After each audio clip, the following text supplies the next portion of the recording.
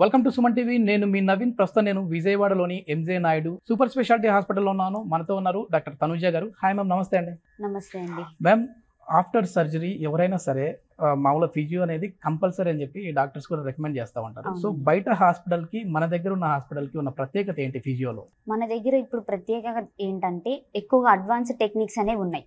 నార్మల్గా అయితే ఏ physio clinic మీరు విజిట్ చేసినా కానీ మీకు ఐఎఫ్టి అని, టెన్స్ అని, పారాఫిన్ వ్యాక్స్ అని ఇట్లా ఎప్పుడు రెగ్యులర్గా యూజ్ చేసి ఉన్నాయి. మన దగ్గర ఏంటంటే అడ్వాన్స్డ్గా డిపిఎంఎస్ అని, క్రయోథెరపీ. ఎస్పెషల్లీ ఇది ఏంటంటే సర్జరీ అయిన పేషెంట్స్కి ఇమీడియట్గా మనం ఒక్క రోజులోను లేదంటే సర్జరీ అయిన ఈవినింగ్ కల్లా అయినా కానీ మన మిషన్స్ అనేవి మనం ప్లేస్ చేసుకోగలుగుతాం.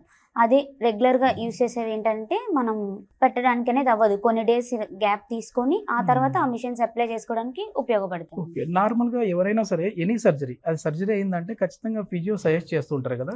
ఫిజియో చేస్తే ఎన్ని రోజులలో వాళ్ళు నార్మల్ లైఫ్ని లీడ్ చేస్తారు, చేయకపోతే ఎన్ని రోజులు చేస్తారు? మీ దగ్గర ఉన్న ఎక్విప్మెంట్స్ చేస్తే ఎన్ని రోజులు నార్మల్ లైఫ్ లీడ్ చేస్తారండి? అంటే ఇప్పుడు మన దగ్గర ఉన్న అడ్వాన్స్డ్ టెక్నిక్స్ ఏంటంటే నార్మల్గా సర్జరీ అయిన ఇమీడియట్గా వెంటనే మనం ఇవి ప్లేస్ చేసుకోవచ్చు. అదే రెగ్యులర్ వాటి వల్ల అయితే మన వల్ల అవ్వదు. ఆ వాటి వల్ల మనకు అంత ఎఫెక్టివ్నెస్ అనేది ఉండదు. 1 వీక్ తర్వాత 1 వీక్ 2 వీక్స్ తర్వాత మనం వాటి ద్వారా ట్రీట్మెంట్ అనేది స్టార్ట్ చేయొచ్చు. ఓకే, ఇట్లా ఇది వాడడం వల్ల ఎన్ని రోజులు మళ్ళీ వీళ్ళు నార్మల్ లైఫ్ రావచ్చండి? యాక్చువల్గా ఏంటంటే మనకు ఒక సర్జరీ ఒకవేళ లైక్ ఏంటంటే ఇంప్లాంట్ ఏమైనా ఫ్రాక్చర్ అయ్యేదని ఇంప్లాంట్ జరిగితే ఒక ఇమ్మొబిలైజేషన్ పీరియడ్ అనేది ఉంటుంది, ఒక 6 వీక్స్. ఆ టైం వరకు ఎటువంటి మిషన్స్ పెట్టుకోవడానికి ఉండదు.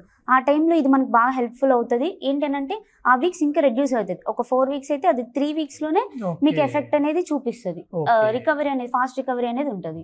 ఎలాంటి సైడ్ ఎఫెక్ట్స్ అయితే ఉండవు వీటి వల్ల. ఓకే ఓకే, ఏంటి ఈ మిషన్ నేమ్ ఏంటంటే, దీని ఇంపార్టెన్స్ ఏంటి? యాక్చువల్లీ ఈ మిషన్ పేరు క్రయోథెరపీ. ఇది ఏంటంటే మీకు మనం ఐస్ ప్యాక్ పెట్టుకున్నప్పుడు కూలింగ్ ఎఫెక్ట్ ఎలా ఉంటుందో దానికంటే 3 times ఎక్కువ ఎఫెక్టివ్నెస్ ఇస్తుంది. లైక్ ఏంటంటే కండిషన్ బేస్డ్ మనం ఇది అప్లై చేసుకుంటూ ఉంటాం.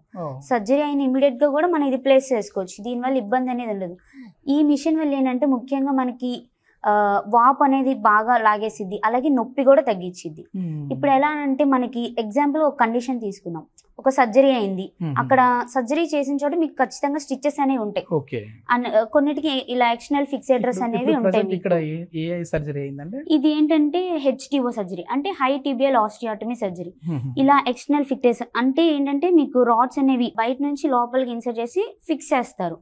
వీటి వల్ల ఏంటి మీకు సైడ్స్ కొంచెం ఓపెన్ గా ఉండడం గానీ ఇట్లా ఉన్న వీటి మీద మీరు ఐస్ ప్యాక్ పెట్టుకుంటే గనక అది వాటర్ అనేది ఆ స్టిచెస్ ఏరియాలోకి వెళ్ళి మీకు ఇన్ఫెక్షన్స్ వచ్చే ఛాన్సెస్ ఉంటాయి.